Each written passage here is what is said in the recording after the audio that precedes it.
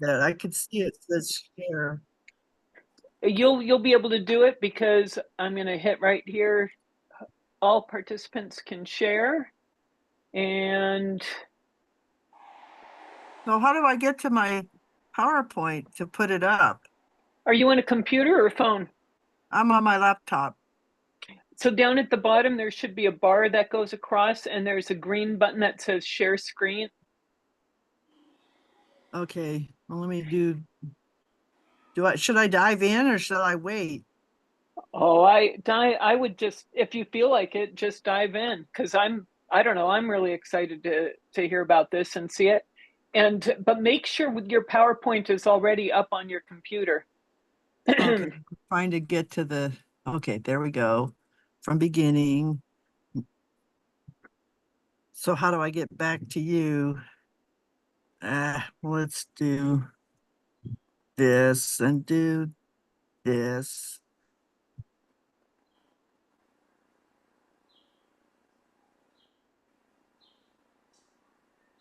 Um, Do you have your PowerPoint opened up?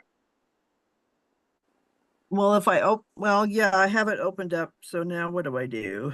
So now go on the Zoom, click back on your Zoom screen, and then go down to where it says share screen. Where's my mouse thing? Share screen. I'm so happy you have these issues. Oh my God. Does that look okay? What do you see? Great. Cat Church, July 7th, 2024. Cats, the universe, and everything. This is awesome. Impressive. Does that work? Oh, Oh, yeah. We are That's a already. fantastic photograph. That's brilliant. Well, it reminds me of my cat Bono, who's turning into a Reiki cat. Anyway, I don't know what you guys are seeing, but this is going to be, I had a fun time this morning. I woke up at 6 Mountain Time, the unknown time zone, and realized that you didn't want to just look at me blathering on. That would Blah, be blah, blah. fine. Okay, let's see if I can do this. All right, I don't know. Anyway, so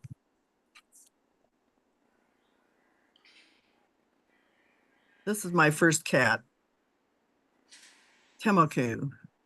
Well, it's not a real picture of her because all the pictures I have of her are on film print thingies, photographs. So I gave you an idea. This has her energy.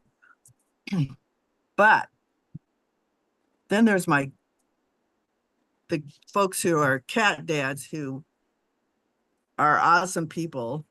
The guy on the left is Glenn Bollinger, and he's my first husband. And he grew up as a one only child. His half siblings were older, and so they left. And so when I asked him, "Do you have any sisters and brothers?" and he said, "No." And then he remembered, "Oh yeah."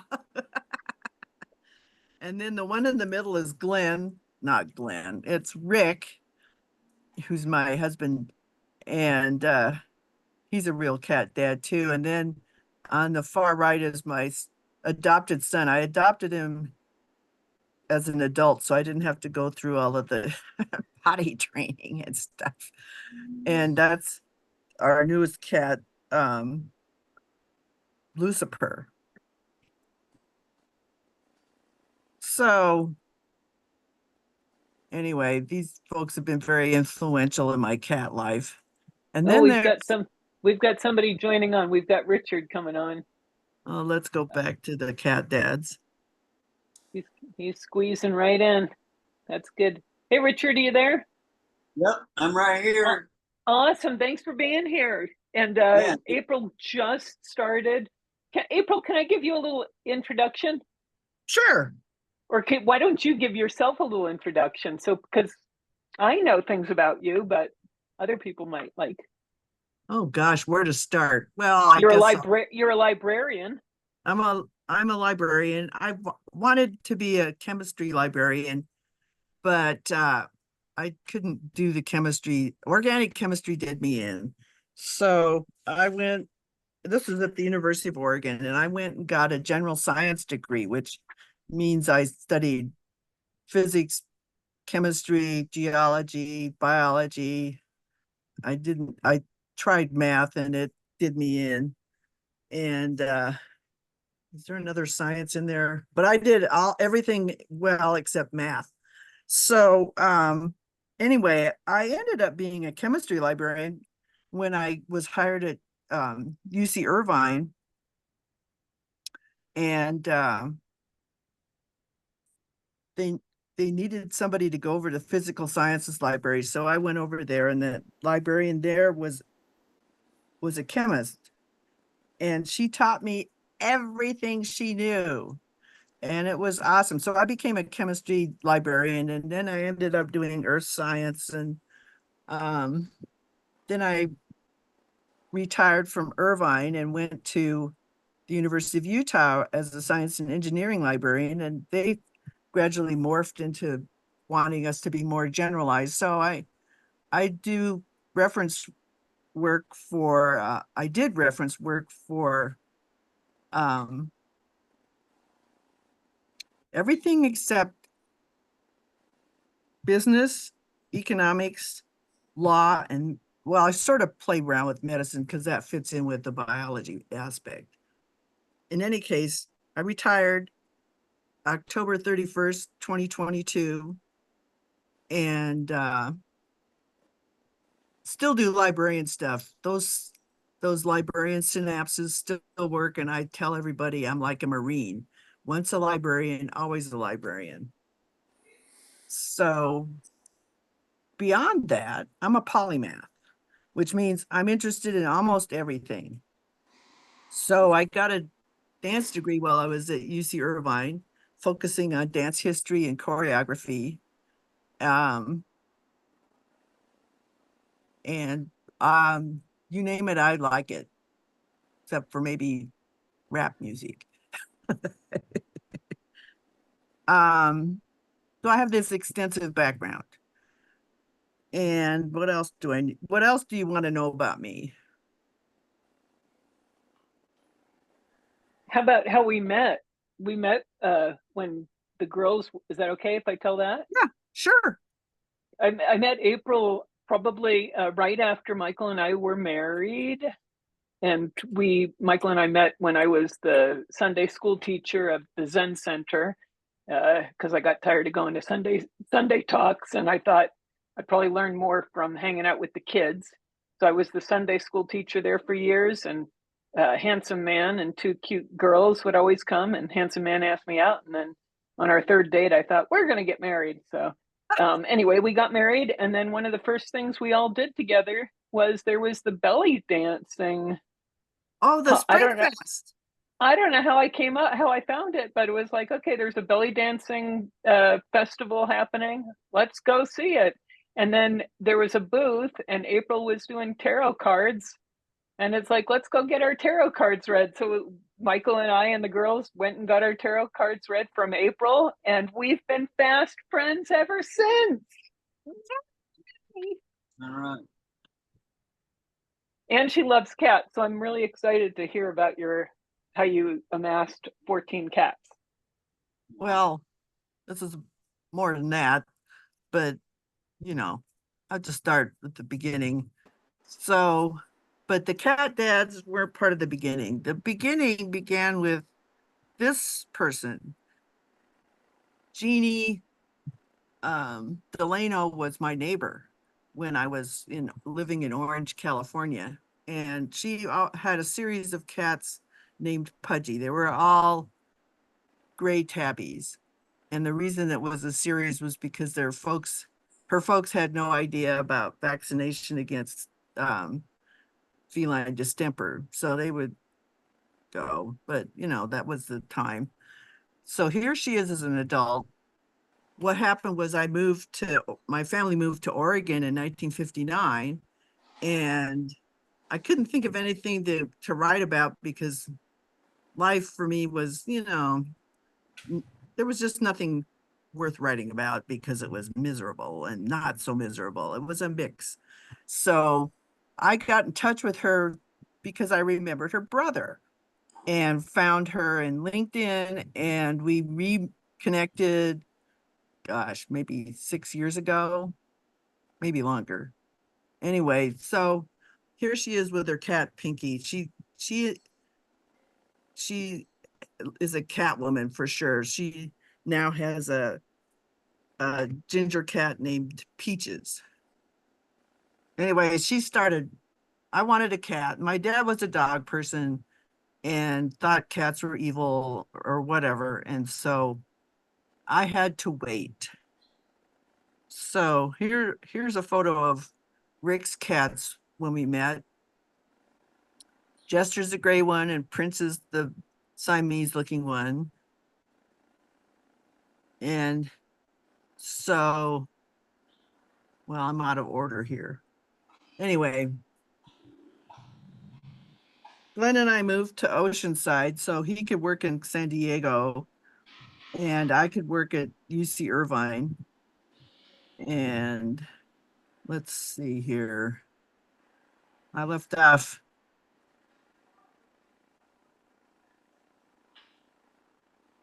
My first cat, when we lived in Irvine, we got a cat in 1976, and we named her Temoku, which is a Japanese glaze, because we were into pottery at the time, and Temoku looked like Temoku glaze. And right now I've got this pest.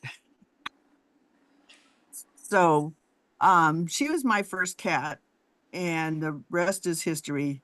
We then adopted a cat that was a tuxedo long fur cat named Ketsa, and who looked kind of like this. And then we got a calico named Koki. And then Rutabaga came in on the scene. When I was at Irvine, there was a feeding station at the library where my friends fed the stray cats. And this gray tabby that showed up got trapped, had have a heart trapped, and I named her Rutabaga. But Rutabaga was a real catalyst. She brought in Mr. Silverberg much later when I moved to Jackson Street.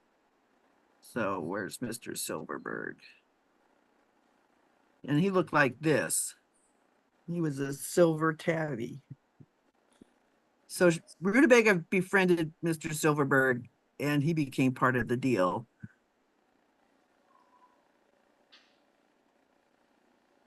And then, oh yes, Daisy, when I was living at Jackson Street, one of my coworkers was taking care of one of the retired reference librarians. In fact, Margaret was head of reference and then she retired.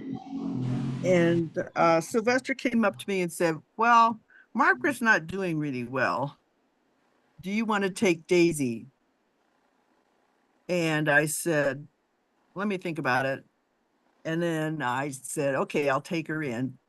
And 2 weeks later, Margaret passed away. It was like she knew I've got everything set. All my cats are taken care of. And so when I brought Daisy home, I took her into my bedroom so that she could know it was home. And she didn't do the usual cat thing, which is hide in closets or under furniture. She went up and lay on my bed, stretched out, sort of like the picture, and said, I know I'm home. So Daisy was an interesting kitty. When I moved all of us to a place in Irvine, was about towards the end of Daisy's life, I started noticing that after I had moved some items on the floor. She was bumping into stuff, and I realized she'd been probably blind for 6 months. And but she could go up and down the stairs. She remembered everything. She could jump on the waterbed. And so she was a remarkable kitty.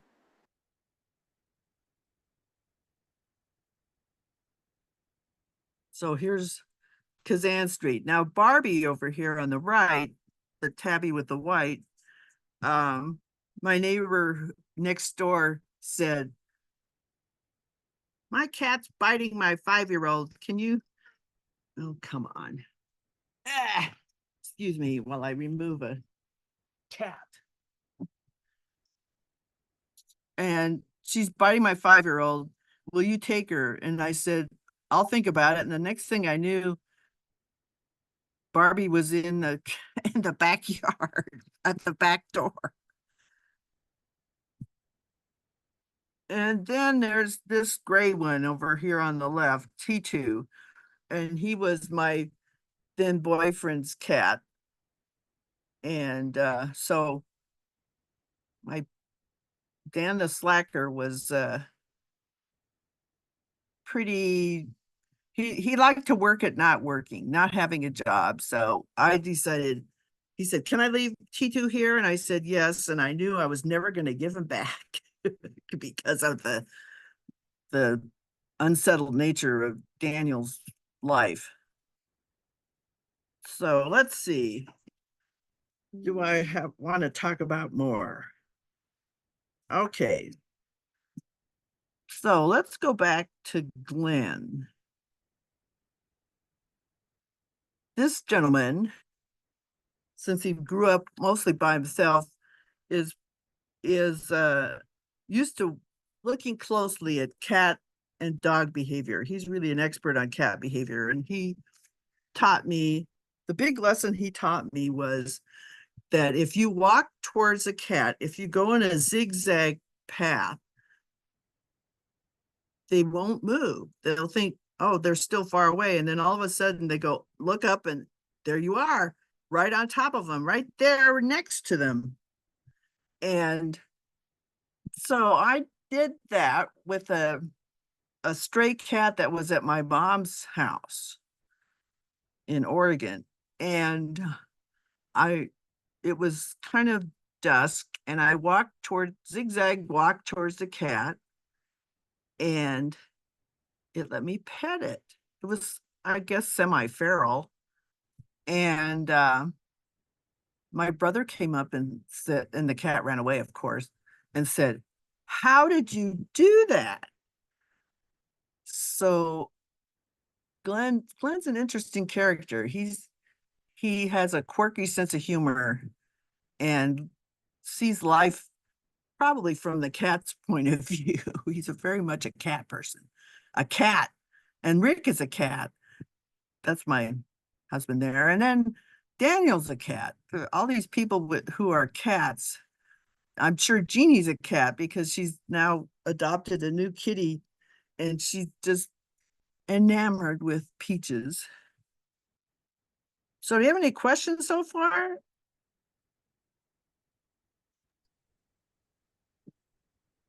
Feel free to unmute. I'm sorry, I was hearing background noises, so I muted everybody else. But I'm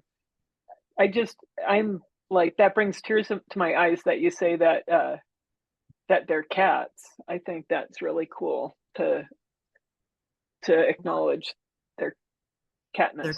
Catness? Yeah, I'm a cat too. Obviously. So how many at this point? Are these all 14 you had at the same time? Oh, the 14, yeah, I had them all at the same time, and I got them from different sources. They're all rescue kitties. And let's go down.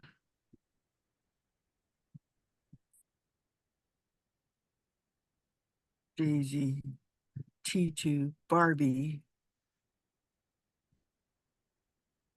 So when I moved to Utah, I had a kitty named Tawanda, and there's a story about her. Is this her? Yes. This is Tawanda, sort of. So I started studying with um, someone who called herself a shaman. And part of my inner work turned out to be journaling. And the journaling really saved my life. It got me to pay attention to what was true. Oh yes, here we go. So part of the journaling exercise was to write 3 pages a day and then take an artist date once a week, which meant choose something that I always wanted to do or was afraid to do in the creative side. And so what I ended up doing was I got this book about animal telepathy, and I was studying that and journaling about that. And Tawanda, I called her Tawani, would perch herself on the shelf above my writing desk. And just hang out with me. So one time during this process, I looked up at her and I said, "Oh, could you be my cat Temoku come back?" And she looks me in the eye and keeps having eye contact through this whole thing of stepping down from her perch and lying across my journal like this picture here. And I hear her say, "What took you so long?" So she was the first one to tune me into the idea that cats can reincarnate and come back to the person that they had hung out with before. So that was an interesting experience.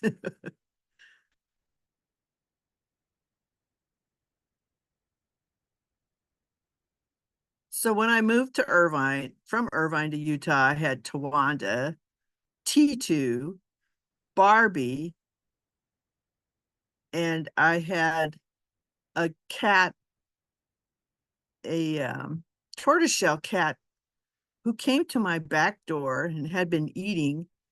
And my friend Barbara Padell, who had been taking care of the cats, told me, "Your cat is hanging out. Do you want to take her in?" And I did. So Tazzy became part of the family. And she was 2 when she came to my door in 2002. And when I moved in 2004, she was the youngest one. So life with 14 indoor cats. To go through the list, I'm going to start on the left with Princess Sissy. She was a black smoky kitty whose mother was Amelie down here. Amelie's a smoky cat, which means black with white underfur. And her son is Bono. Also, Bono is really named Napoleon, but I call him Bono. He's a great tabby. So Princess Sissy was born with cerebellar hypoplasia, which means, thank you, which means that in her case, her hind legs didn't work. So she dragged herself around. She could go up and down stairs. I had steps to my bed so she could get up on the bed. She was a force of nature. She didn't let anything stop her. For her, this was normal life. And Bono looks like the cat at the beginning, flying through the universe. Amelie is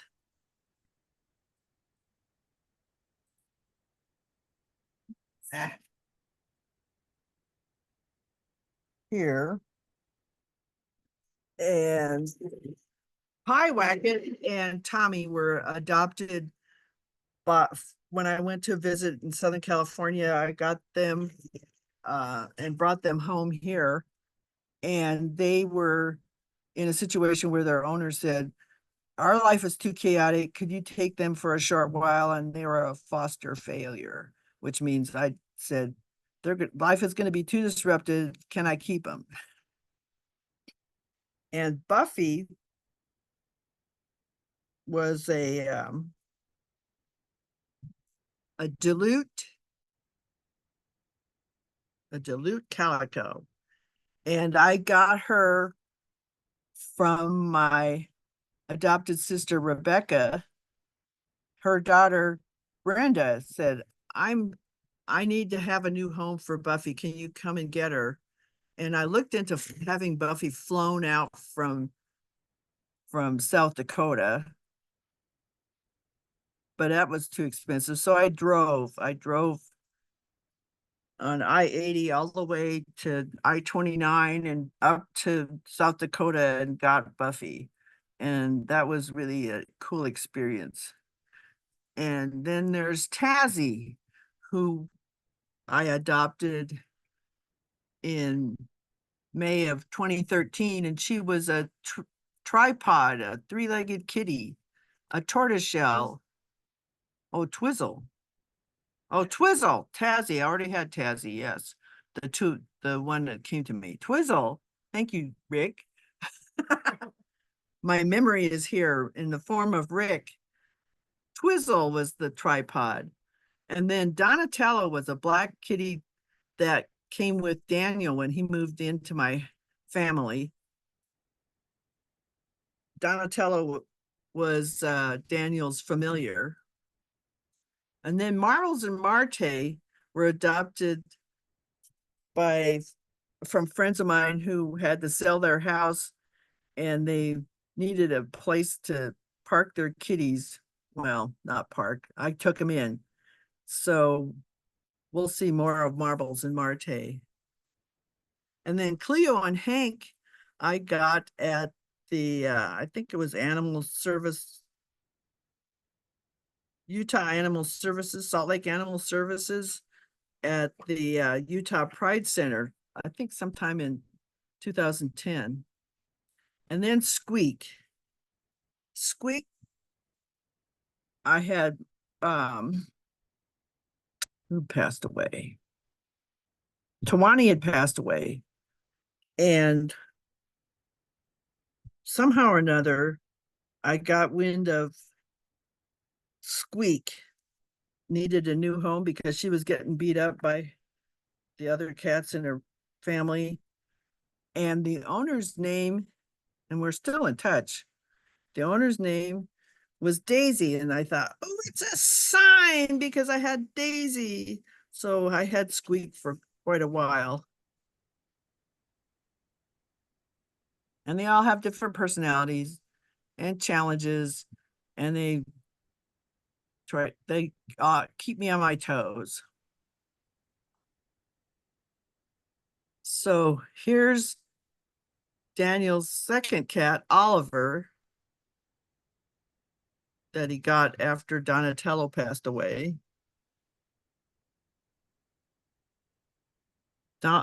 Oliver was a senior cat, so he had a good home for the rest of his life. And then Life with Cats Now, Marte, Cleo, Bono, Amelie, and Robbie and Lucifer are here at the warehouse. I call my house Warehouse 13 because it's like a giant library. It's named after that TV show. And then I had Hank and Gizmo here.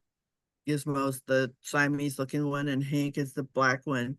And now after Rick lost his kitty Jester, who passed away last December, I thought Rick's got to have cats. So he now houses, well, they let him live there because he feeds them, Hank and Gizmo. And there's my bed with Bono and Lucifer and Cleo, who's semi-feral. She's now getting settled in after how many years? 13 years, 15 years. Robbie and Amelie. So let me see what my notes say here. What I've learned, what cats have taught me. Well, if you've lived with cats, you know that they know your true nature. You cannot hide your true nature from cats. And I have a note here that says the Zen of cats. Well, it's sort of not really Zen. It's the idea that I've observed cats have one eye on the physical world and one eye on the quantum non-material world. And to them, it's all the same. It's one and the same. So when they cross the Rainbow Bridge, they trust us to help them when it's time. In fact, they'll tell us when it's time, if you're paying attention and not involved in your own ego. And it's like they walk with life and death all the time. And I guess that's about it. I can talk some more if you have questions. That would be helpful.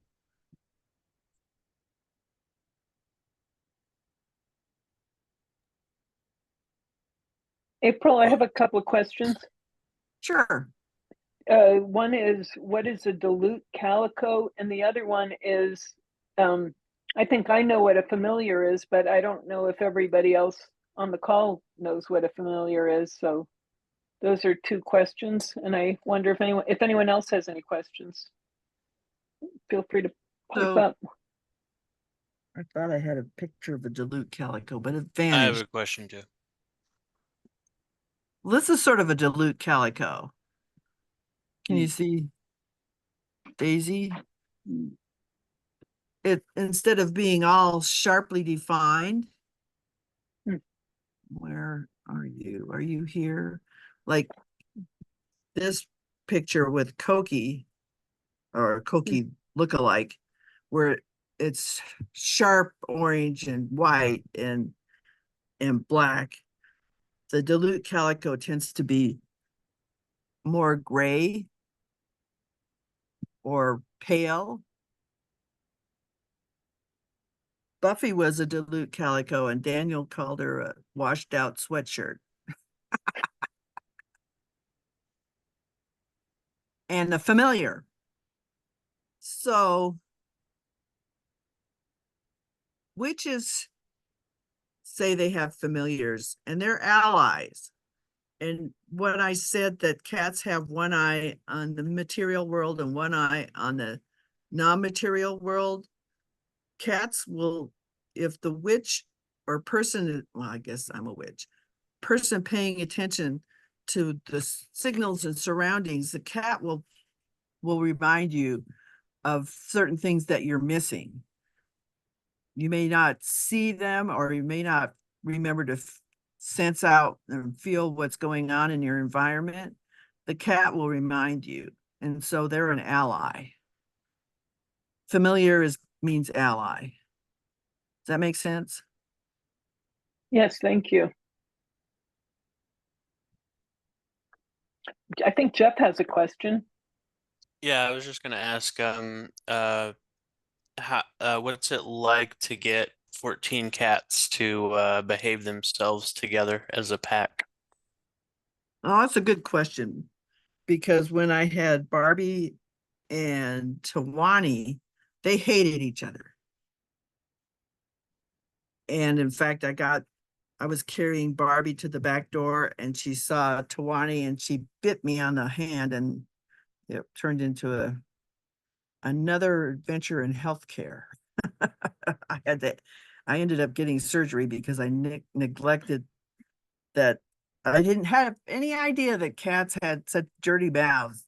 They have Pasteurella in their mouths, and so my hand got infected, and I had ended up having surgery to deal with it, and intravenous antibiotics, and 5 days in the hospital. Ugh. But so now when I get bitten, and I do, but not very often, I go right to the ER and get antibiotics. So yes, they have their favorites. They have their territory. My oldest cat, Marte, does not like Purr because Purr says, let's play. And Marte says, no way, my bones are tired. Go away, pest. So, and they will hang out in their own certain favorite places. So they, yes, they don't always get along, but they work it out. Does that answer your question? Yeah. Yep, it sure does. Just wondering if there's any particular adventures in that, but yeah, that was the answer. Thanks. You're welcome.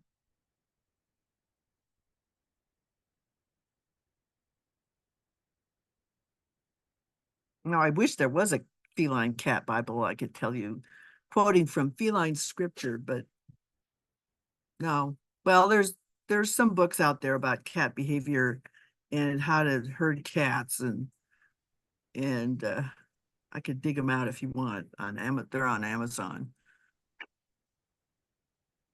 Oh, Mark has a question.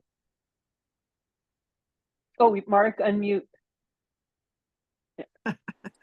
Okay, if somebody asks you to choose one cat to tell us a little bit more about him or her, would it be possible for you to choose one particular cat to familiarize us with him or her more? You want to know more about one of my cats? Yeah, but it's up to you to choose one. If it's possible, maybe it's not possible to choose one. It is, and he's right here telling me, don't forget about me. This is Lucifer, the youngest one. The black one. He's almost all black. He's got a white patch somewhere Okay. there. Mm-hmm. He's, what do you want to tell us, Kat? Well, the first thing that he says is, when we're young, we like to play and we like to have fun. So it helps if you have another younger cat around to play, so they play with them each other, and then humans need to remember to play with them, but I forget. Some cats, oh, he told me, remember about catnip. Catnip, most cats like catnip, and they'll go either go crazy, or they'll fall asleep, or look like they're drugged out. What else do you want to tell me? Phoebe, when it's time to eat, pet me, pet me. He loves to be cuddled and have attention on him. He's going over to pester Rick now. Lucifer is one cat that really wants to be sure that you know that he loves you, and he wants lovies back.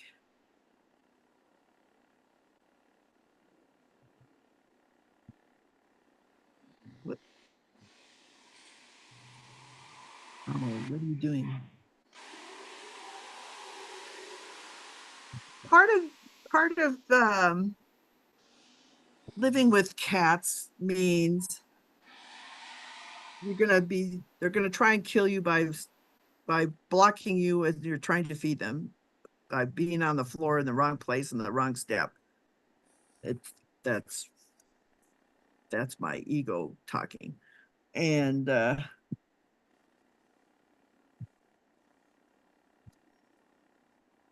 part of the living with cats is slowing down and paying attention,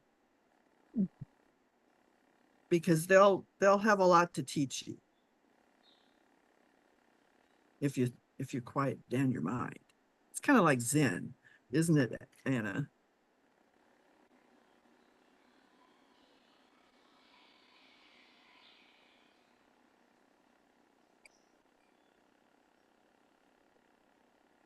Yeah, I wanted to ask you, how have cats changed your life? Wow. Well, I couldn't imagine living without them. Oh, yes. I had a housemate who moved with me from Irvine to Utah, and it got to be such that I woke up to her narcissistic attitude. She resented the cats, but there were other factors included, and so I evicted her. And then after that, my coworkers asked me, "How aren't you scared living in a big house like that and all by yourself?" And I thought, wait, I have cats. I'm not by myself. I'm not by myself. They I don't know. They're they've been integrated in my life for so long now. I can't see living without them.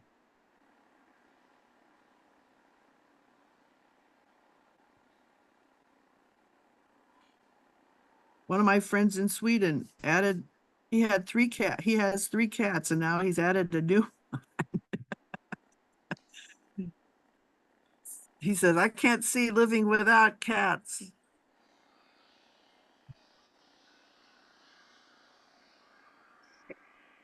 So, with all your cat experience, have you noticed there, and especially that uh, that they reincarnate and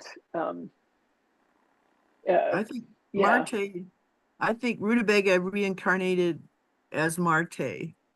And when Rutabaga and Koki were best friends, and when Koki passed away, Rutabaga, or the root of all evil, as we called her. You know, cats have a million names, and we never know their true name because they don't tell us, and it probably because they can't, or maybe because I haven't telepathically tuned in.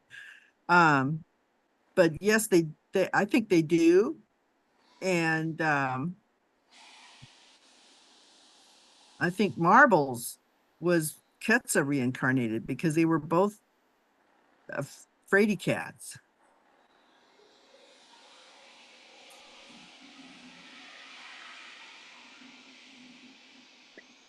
do do you find that that they reincarnate into a cat that has the similar coloring, or Mm, is it totally different? Are their personalities random from the coloring, or are there like some patterns?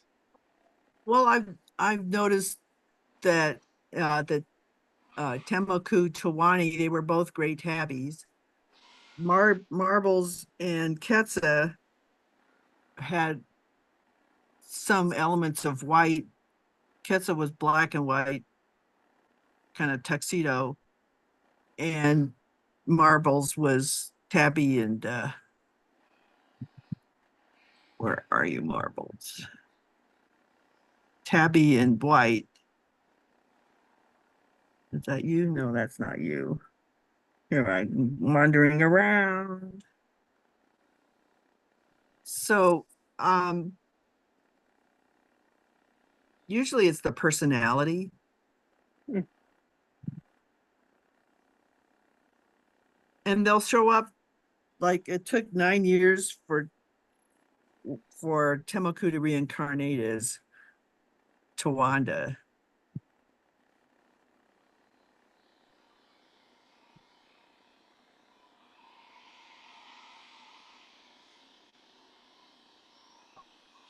And they're not really clones.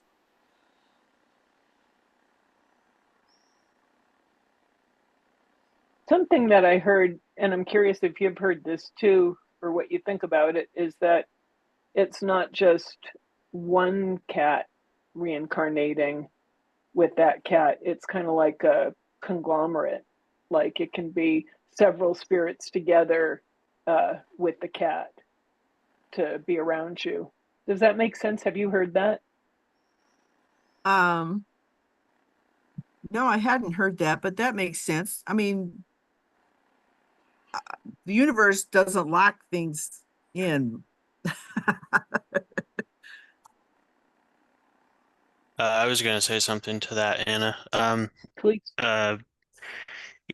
In terms of reincarnation, it's considered possible for the aggregate consciousnesses to split up into 5 different subforms. So you can have up to 5 reincarnations of your subconscious groups. So you can have 1 reincarnation, or you can have up to 5. Wow. Yeah. Well, that's good to know. Yeah.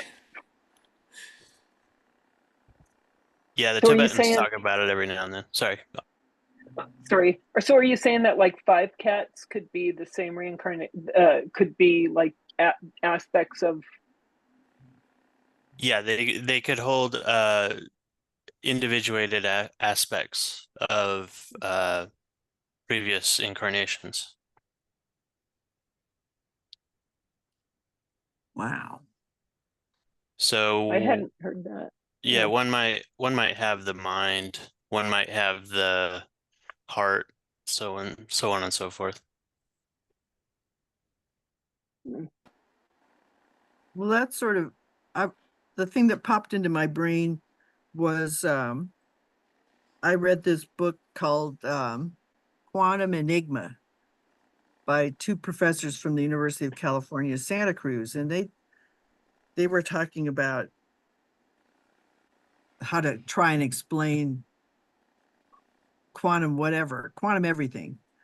And I was explaining and sharing this with one of my neighbors here, and all of a sudden I see popped up into the right inner view of my head, I see this entity somewhat resembling Q from Star Trek Next Generation, who's a real trickster himself. And so I hear him say to me, you know, you humans are so funny. You want to know, you want to have it all nailed down and pigeonholed and controlled, but the more you try to sort things out and nail things down, you humans are going to find out that it changes. It's like the difference between in the double slit exercise. Once you add the observer, it changes everything. And you'll see that once you think you understand and have it all figured out, it's going to change. And there's going to be more to know. So you'll never know. So there's all this uncertainty. So just relax and live with it. And then he laughed.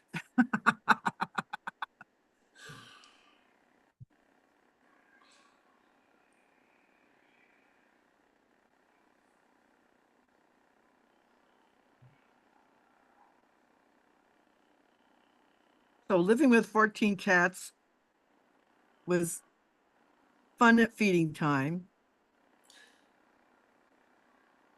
Meow, meow, meow. And they all had their places that they liked to eat, and they all had places that they liked to sleep. And for the most part, they all got along. So I don't know. And it's gonna, if you decide that you want to have many cats, more than 3 or 4, you're going to find that they're going to tell you what's suitable for them, and it's going to be a different experience than mine. So are they indoor or outdoor? Do they have cat boxes? Do they all sleep on your bed? Is that like that picture on your bed? Is that like current or? Current. there's only one left out, and that's Marte, who's probably sleeping on my chest. And I was able to get my phone loose. Um, they like to sleep on my bed. Cleo's becoming out of her shell. She started to sleep on well, let me stop the share here. And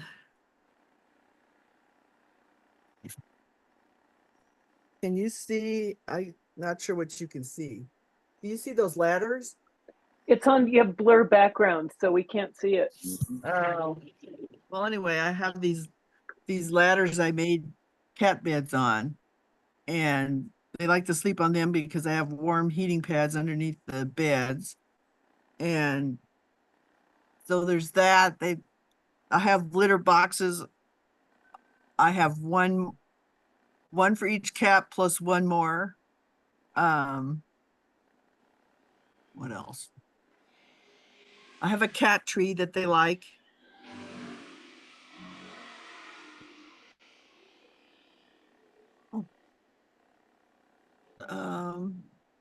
I don't know. Do they stay I inside or have go out? pillows, but I have pillows by the window so they can sun themselves and get toasty. What did you say, Anna? Do they go outside? No, they're all indoor. I had indoor outdoor cats in Irvine because they could hide in the bushes, but there's no place for them to hide here. So I just get all nervous, and so they're all indoor.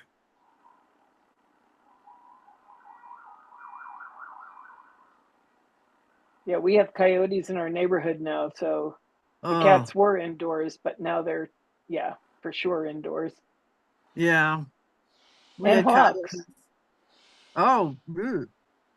I had when I was in Irvine, the coyotes would regularly patrol the alleyway, and T2 refused to stay inside. When I remember shutting the sliding glass door, back door, and said, "You have to stay inside."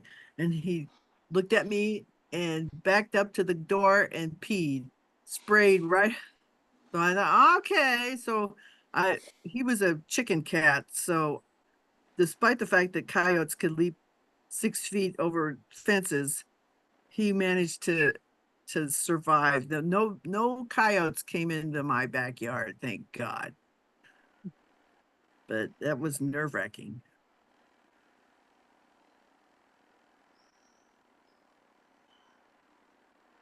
Yeah, there's a bit of a learning curve with the coyotes, but once the cats get it, they kind of they're able to endure them or avoid them altogether. I've seen videos of cats attacking coyotes and escaping, climbing up things, and coyotes are opportunistic.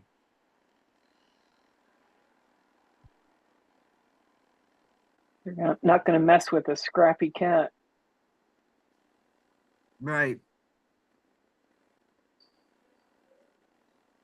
Gosh, April, I can't remember. There was something you brought up a couple of minutes ago. I'll probably rewatch this because that was pretty profound. I mean, but your whole story is inspiring because usually people think, you got to be, crazy cat lady to have more than what, 5 cats or something. And you have, Yeah. how many do you have now?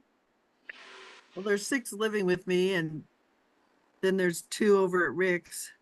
I did have 8 here, but he's now very happy man, having companions. He Rick's attitude has become much more positive. He was kind of bereft there after his last cat passed away.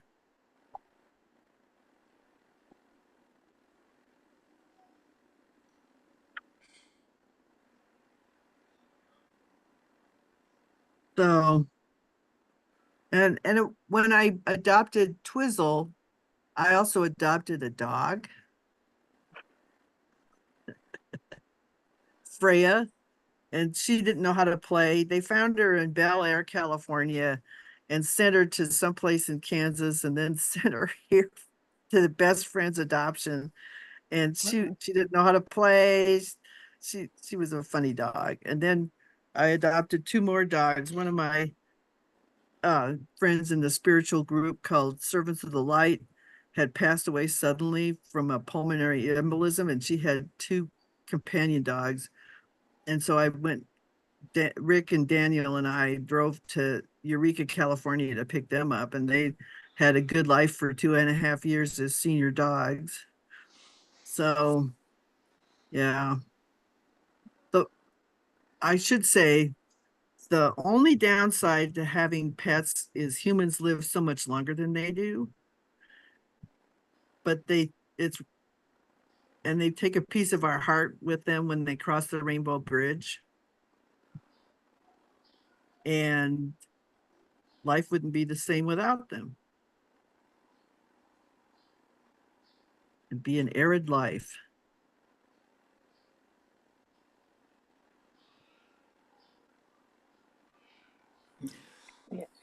You started the show with the picture of your first cat. You said, do you remember how old you were when you had your first cat? Oh gosh, I was 29. Mm-hmm. And I had gone to the University of Oregon for 3 degrees, and so when I finally got a real job, I had my own place to live, and so my then boyfriend and I, not Rick, I get you and Glenn mixed up, Rick. This is terrible. I can hear you guys laughing your asses off. So I had my own space and I could have my own cat. So I did. So there. Do you have any cats, Mark? No, not at the moment. Not in the flesh. I had two sisters for 19 years, and they passed away. Fritka was 19. She passed away almost 2 years ago in August of 2022, and Charnusha in April last year. And actually, that's how I started attending those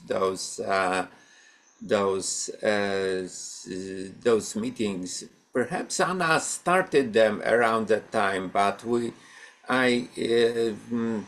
I remember Anna was sending an invitation about Zazen every day, and the Charnusha, every cat loved meditating, but Charnusha was very, very fond of meditation, and she was also very shy, and she started as a feral cat, so nobody really knew her except from the people who saw them over Zoom, and they were usually the Zen people, because she was usually meditating on my lap. And I reached to Anna when she passed away and told her about her, because I thought she would fit to the Zen environment, and also I wanted to tell the world about this beautiful being. So that's. No, that's my story. So at the moment, I have a very tender memories of them, and really great appreciation for them being in my life. Not that many as you, but I had maybe like at least 4 cats that I can call my own. And some that I remember, briefly, that I've met. So not that many, but very memorable and perhaps there is a number different for each of us. The first cat Edith I met over 50 years ago when I was a teenager, and well, and anyways, Anna, I asked you about how old you were when you had your first cat, because the other day we started to talk about having a meeting about our childhood cats, because perhaps because one of us, Angela, started to talk about her childhood cat, Kitty. Anna, do you remember how old you were when you had your first cat? Yeah, actually, I think, but Marek, I think I'm going to write that down. I think that should be a whole topic for a cat church, people sharing their childhood cats. When I was, to answer your question, I think when I was born, my parents already had a cat, a big orange tabby, big with long, fluffy hair, orange tabby named Mozart. And I loved Mozart, and we also had a dog, a Dalmatian named Kim. So, to my recollection, I think those pets were probably in the family before I was, and I was really very sad when they left. Kim, I don't know what happened to Kim, but I can talk about that another time. But Mozart, I remember it was when we moved from Malibu. We lived in Malibu, and we were moving somewhere else, and my mother said, "Oh, cats belong to the area. They don't, and which is, yeah, whatever. Don't I could do a whole talk on how my mother has pissed me off about how she treated our pets, but anyway, so we left Mozart there. But anyway, that could be a topic.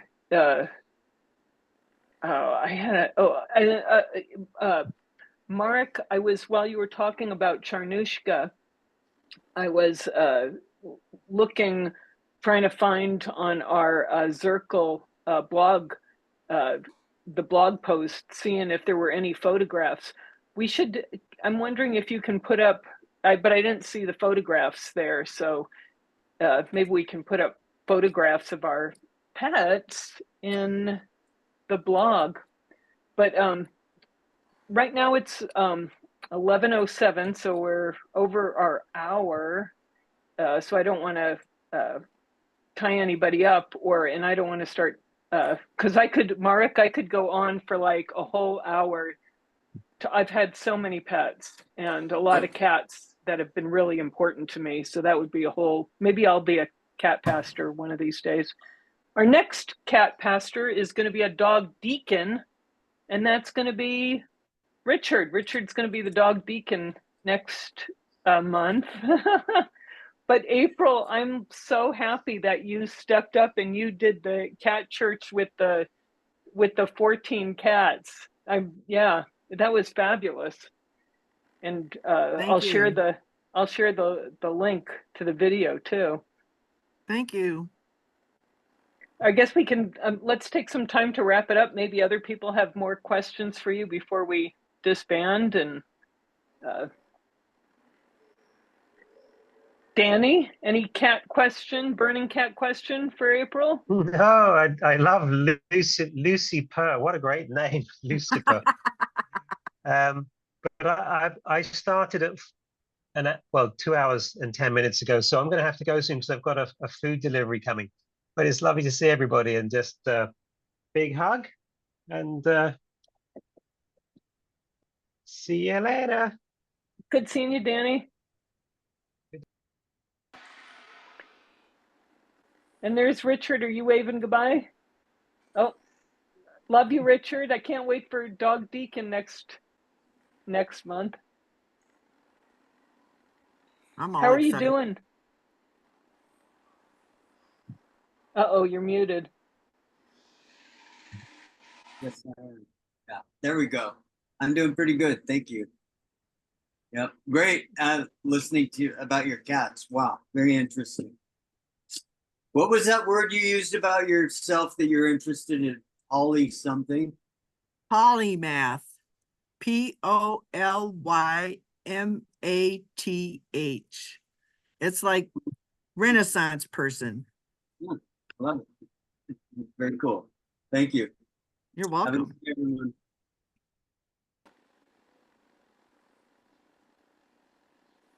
Jeff, are you still there? Oh, No, no, I'm not.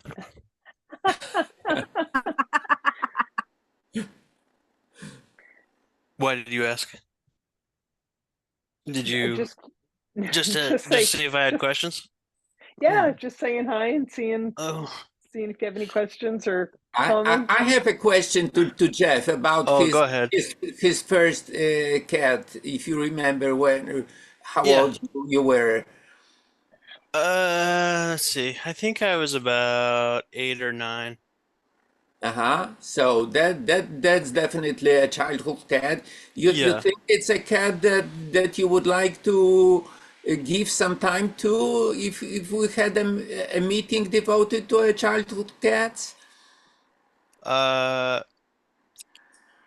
I mean, I'm not sure like what else to add about it, Okay. other than the Okay. story Okay. itself, right? Okay. Yeah, is there, I don't know, like what would we add, like for those of us who have already maybe shared our childhood cat story? Mhm. Because that was probably about half of, or maybe at least at like 20 minutes of the talk I gave was Yeah, the childhood cat. Marek, were you there for Jeff's cat story? Yeah. In the this the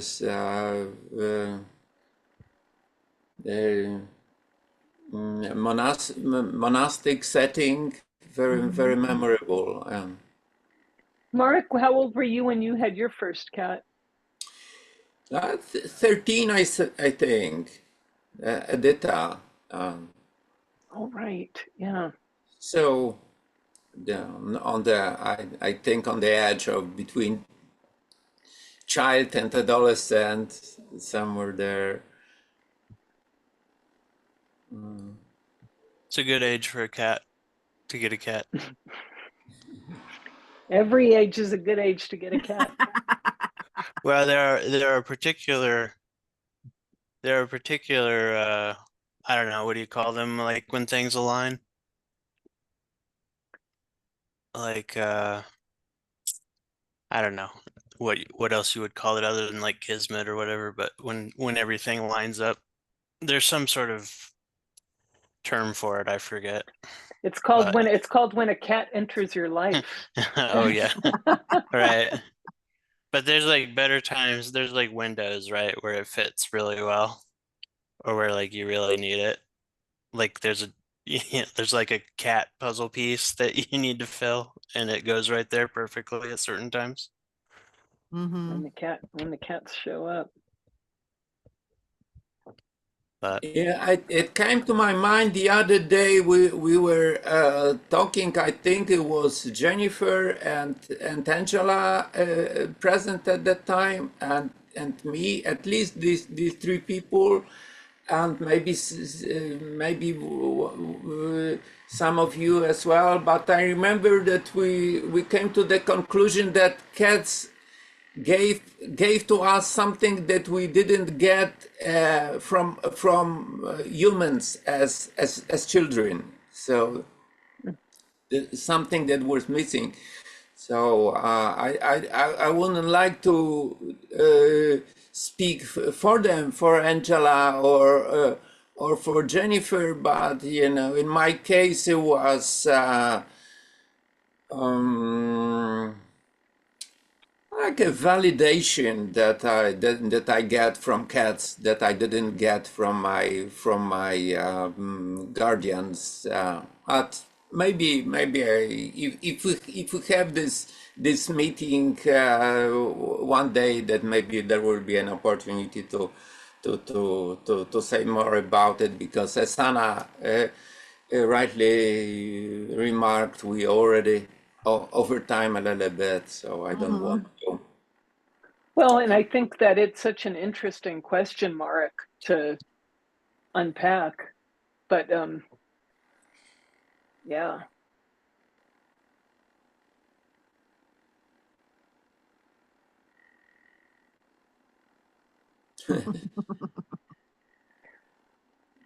That was I remember her, Edita, at the moment at the back of grandparents' garden, when there were like stray cats crossing through the garden every now and then, but none of those cats really stopped. Perhaps because there was a dog on this in this place.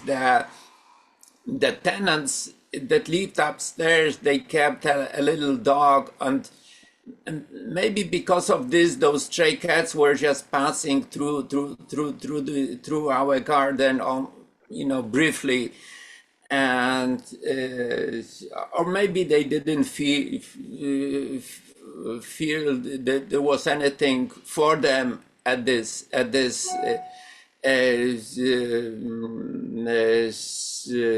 household. And one day I stood outside, and one cat was the black cat on the other end of the garden. She didn't walk as everybody cats, but she started to look at me. And I said, why? I'm interested for anybody to look at me?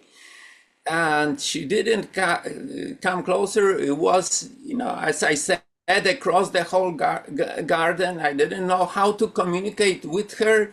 And there was a plate of food that my grandma prepared for me. There were some like meatballs, not very spicy, but perhaps not very tasty for the cat either. But I didn't know what to do, so I have stolen those pieces of meat and threw toward this cat. And she didn't run away. She saw that I don't throw at her to hit her, but toward her.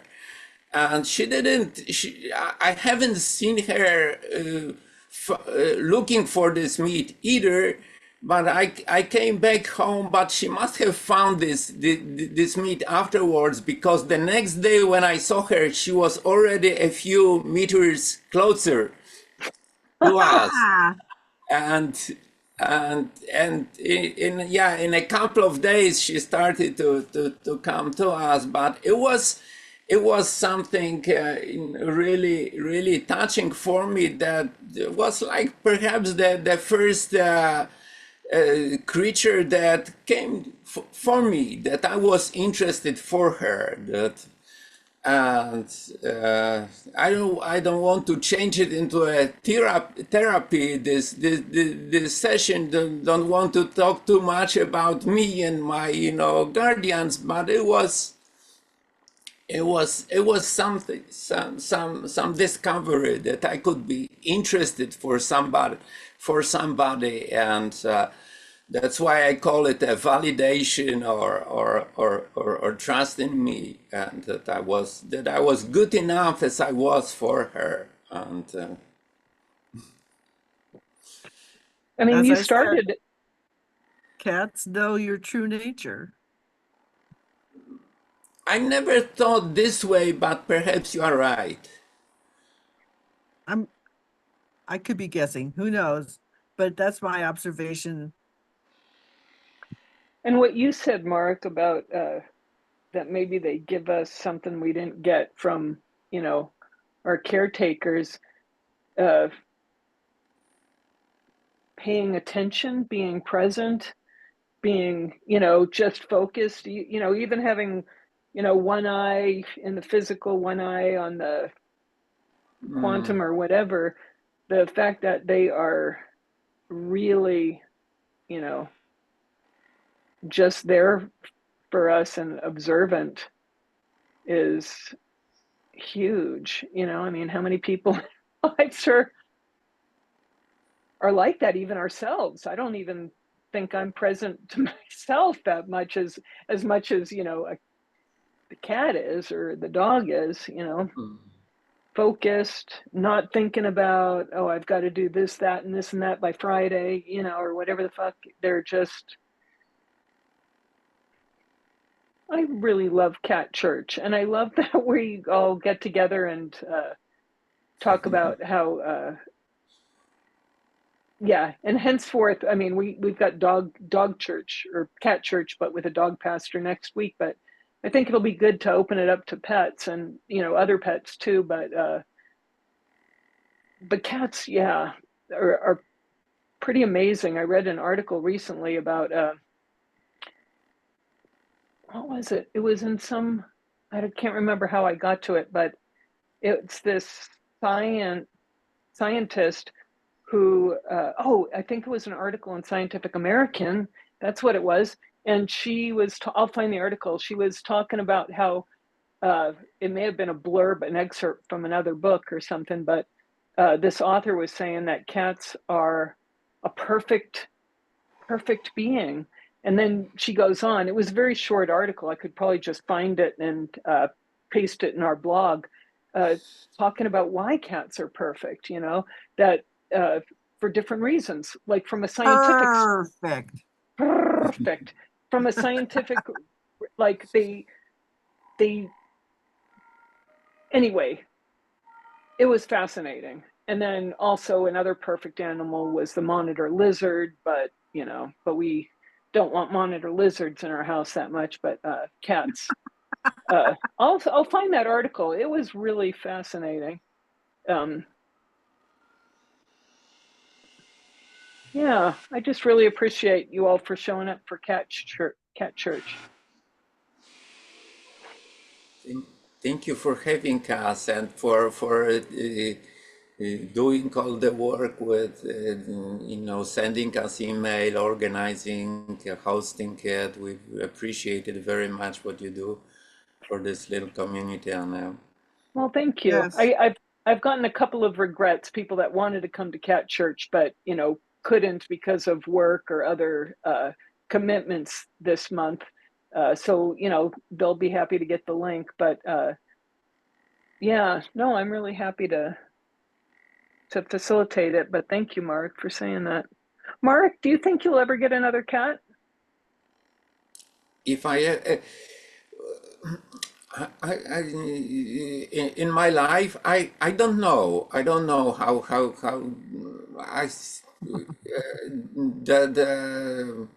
a few days ago I had a dream in my sleep that I so I don't know if it counts, but not yet. We'll see.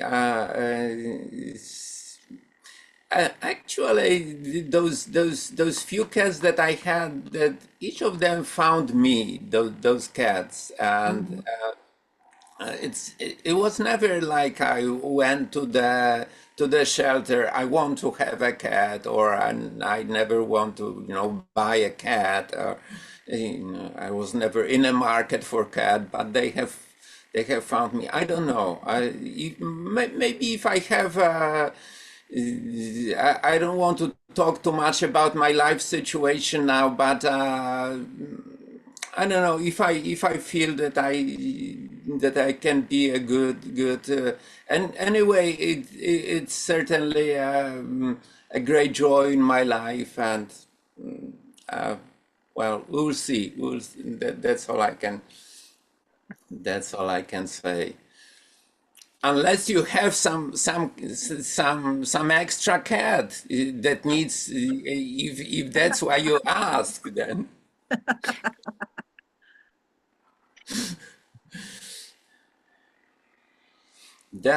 a few months ago, I saw on YouTube a cat that needed some. I don't know when it was from.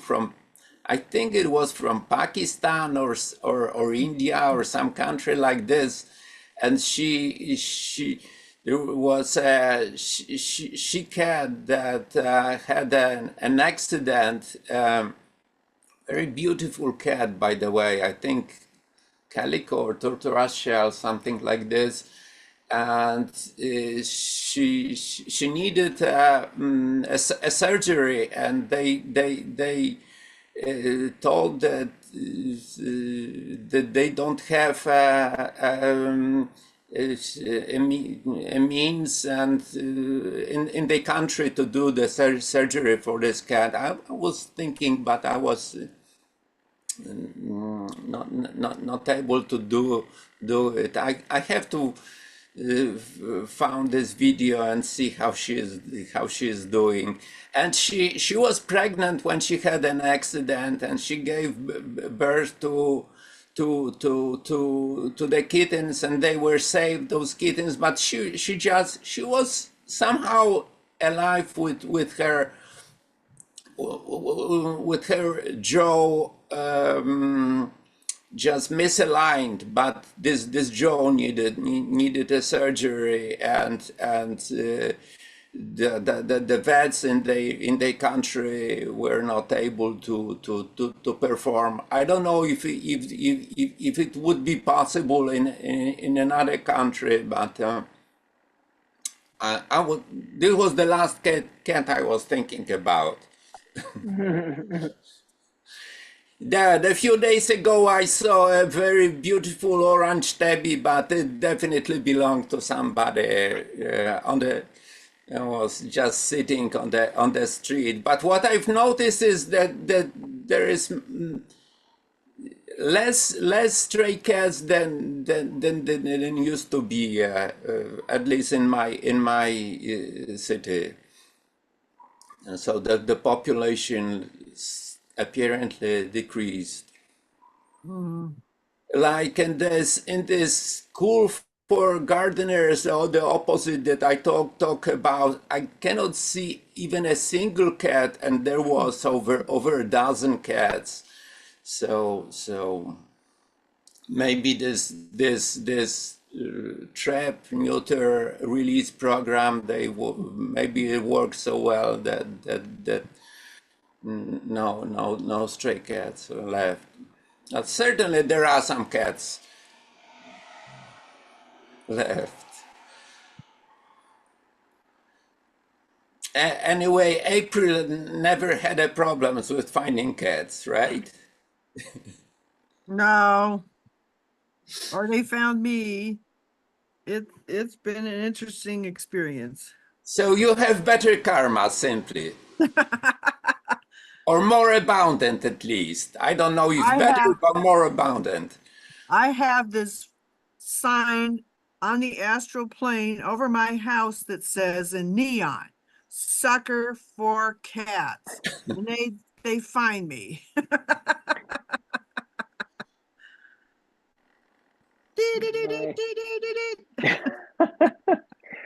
Well, you guys, I have to run, but I can leave this open. If you guys want to stay on and chat, that's fine. Well, I need to go fix brunch. I'm gonna run too. My husband's starving. Okay. April, thank you for the great talk. You're welcome. It was And fun. be our cat pastor. Good. Be our cat pastor again sometime. Same with you, Rick. And same with you, Jeff. Okay, Thank I love you. Bye. I'll see you guys later. Bye. Bye. See ya. Bye.